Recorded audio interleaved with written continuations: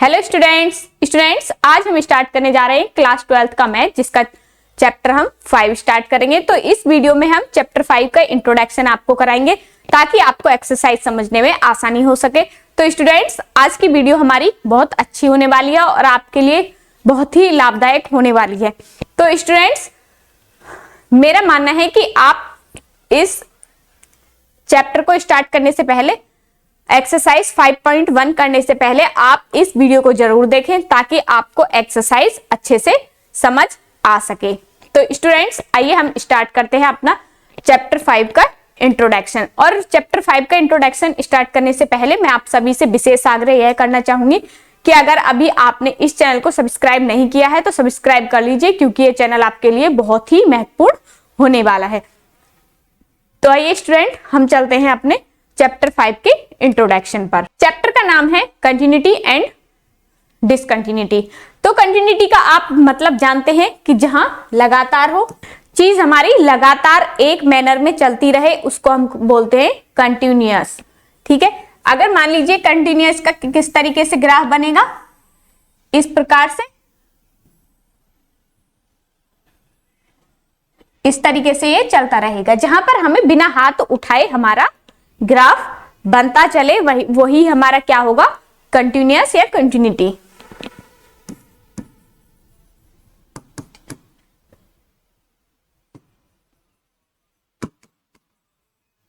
Continuity, ठीक है, इतना समझ आया। और डिसकंटिन्यूटी क्या होगा, डिसकंटिन्यूटी का इस तरीके से ग्राफ बनेगा, यहां बना, फिर थोड़ा सा गैप छोड़ के फिर इस तरीके से बनने लग गया। तो यहाँ पर जो ये गैप है, जो इसमें ये गैप आया है, इसी को हम क्या बोलेंगे, डिसकंटिन्यूटी, क्योंकि हमारा जो एक मैनर था वो यहाँ पर टूट चुका है, यहाँ पर वो ब्रेक हो चुका है, इसीलिए इसे हम क्या बोलेंगे, डिसकंटिन्यूटी। ठीक है, अगर कोई हमें एक, मान लीजिए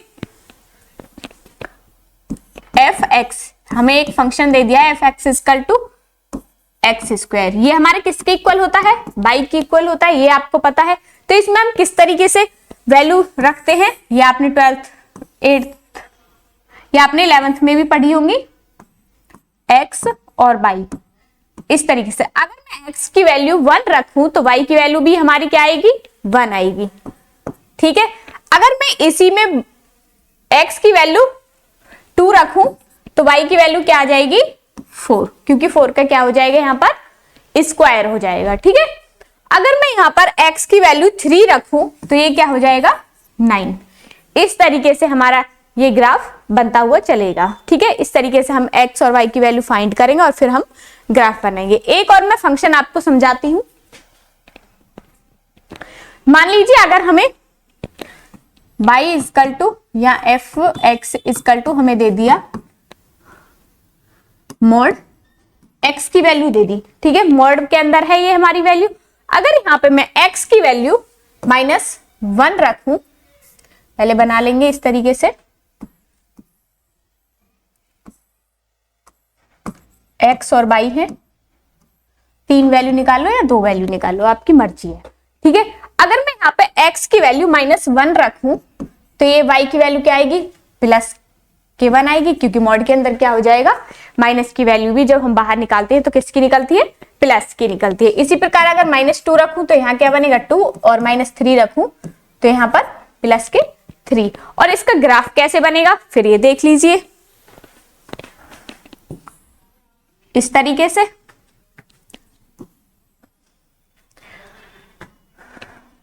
यहाँ पर 1, जैसे हम -1, -2, -3, -4, ऐसे ही 1 2 3 4 5 इस तरीके से लेकर चलेंगे। यहां पर भी 1 2 3 4 5 इस तरीके से। अब हमसे बोला है कि यहां पर -1 कहां पर होगी, यहां पर इस तरीके से, इसी प्रकार से -2 -3, और यहां पर भी ऐसे ही 1 2 3। तो ये जो वैल्यू बनेगी इस तरीके से सीधा, इस तरीके से हमारे सीधे ग्राफ बनेंगे। ठीक है, तो ये इसीलिए हमारा क्या हो जाएगा, बिना रुके बनेगा, तो ये हमारा हो जाएगा कंटिन्यूअस या continuity.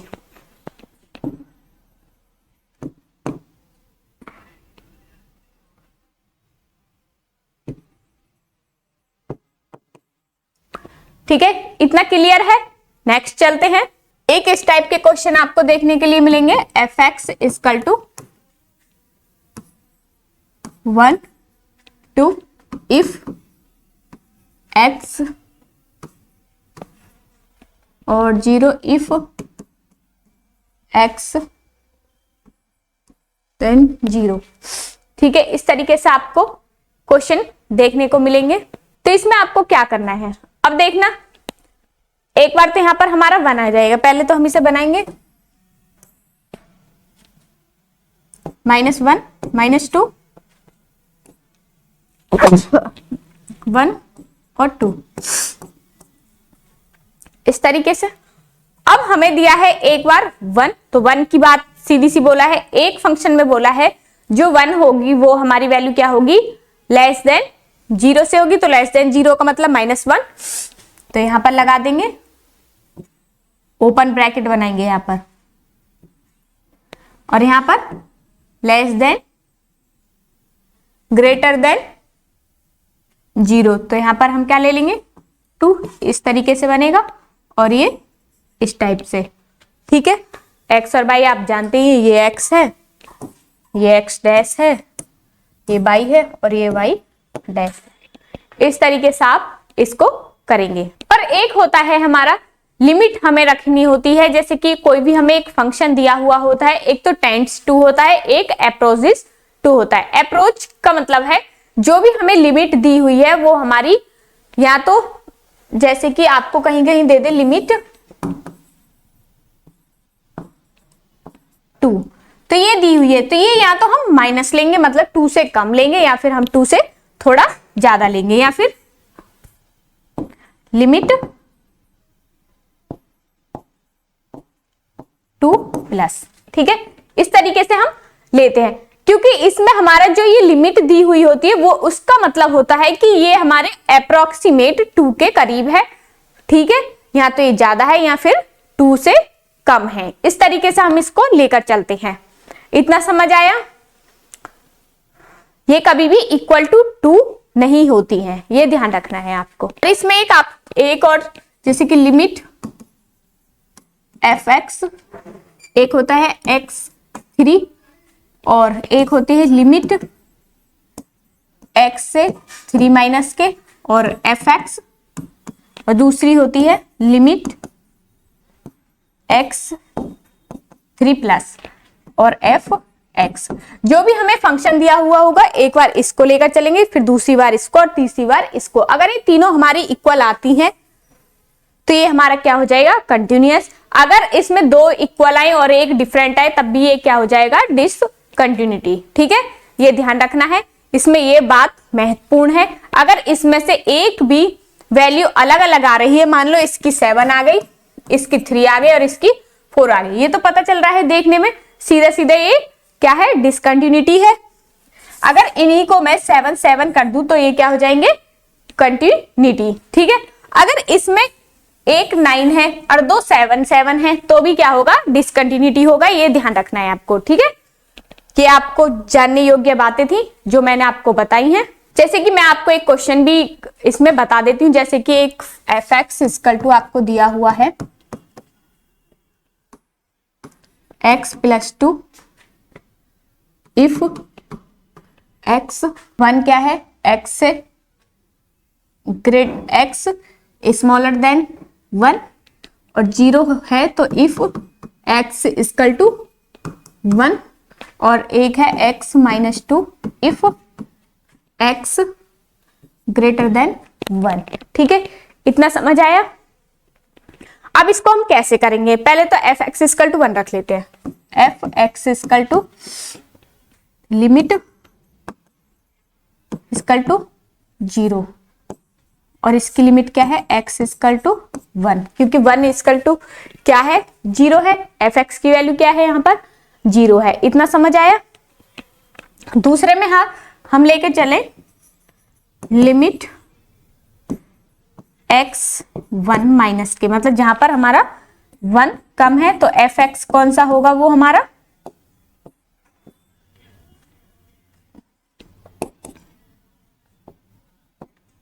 Is equal to limit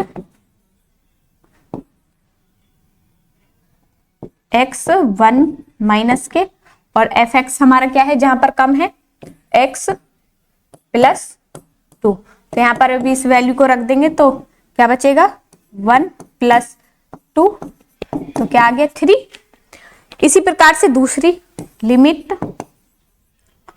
x से क्या लेंगे जहां पर 1 प्लस है, जहां पर बड़ा है x, तो x एफ एक्स क्या है यहां पर is equal to limit x 1 plus के रखेंगे तो क्या है x माइनस 2, तो क्या हो जाएगा 1 माइनस के 2, तो क्या आ गया माइनस के 1। तो ये फंक्शन क्या हो जाएगा हमारा, एक यहाँ 3 आए माइनस 1 आए 3 और 0, तो दोनों सारी क्या है अलग अलग हैं, तो ये क्या हो जाएगा हमारा डिसकंटिन्यूटी।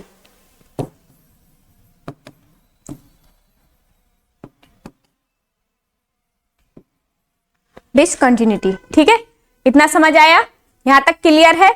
इस तरीके से ही जितने भी क्वेश्चन आएंगे उनको हम इसी प्रकार से रखते हुए चलेंगे, ठीक है।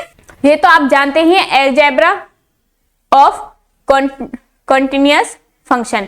तो कंसीडर एफ और जीएस दिए हुए हैं, वो क्या होते हैं कॉन्टिन्यूअस होते हैं।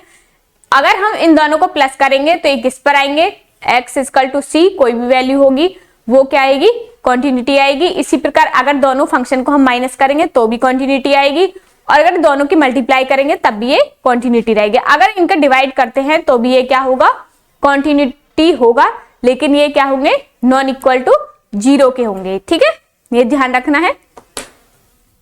तो स्टूडेंट्स इसी प्रकार से हमारा चैप्टर 5 का इंट्रोडक्शन यहाँ पर समाप्त हो चुका है।